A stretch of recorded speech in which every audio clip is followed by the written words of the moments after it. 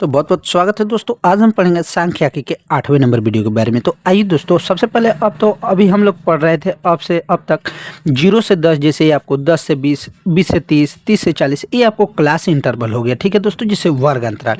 वहीं दोस्तों, जैसे अगर क्वेश्चन में कह दे 10 से कम, इसमें 10 से कम कितना है, 20 से कम कितना है, 30 से कम कितना है, 40 से कम कितना है, तो ये जो कि मान आएगा दोस्तों, उसको हम कहते हैं कॉम्युलेटिव फ्रीक्वेंसी, यानी संचयी बारंबारता।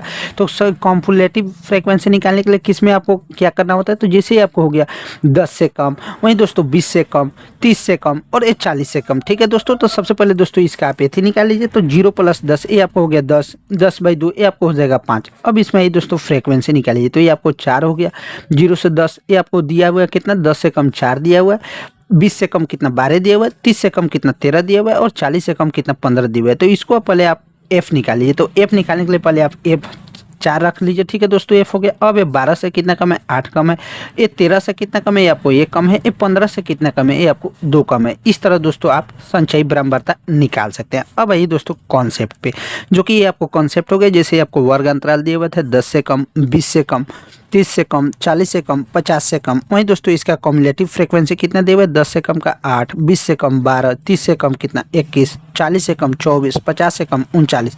तो सबसे पहले दोस्तों इसका फ्रीक्वेंसी निकालिए। तो ये आपको 8 हो गया। ये आपको इसमें से घटाइएगा तो 12 में से 8 4 हो गया। 21 में से 12 घटाइए, आपको 9 हो जाएगा। और 24 में से 21 घटाइए, यानी ऊपर नीचे वाला घटाइए, और 39 में से 24 घटाइए, ये आपको 15 हो गया। इसी तरह दोस्तों, जैसे ये वाला क्वेश्चन है, निम्नलिखित आंकड़ों के लिए समांतर माध्य ज्ञात कीजिए। जैसे दिया हुआ है 5 से कम छात्रों की संख्या कितनी है, 3 है। 10 से कम छात्रों की संख्या कितनी है, 10 है। जबकि 15 से कम छात्रों की संख्या 25 है। वहीं 20 से कम छात्रों की संख्या 49 है। जबकि 25 से कम छात्रों की संख्या 65 है।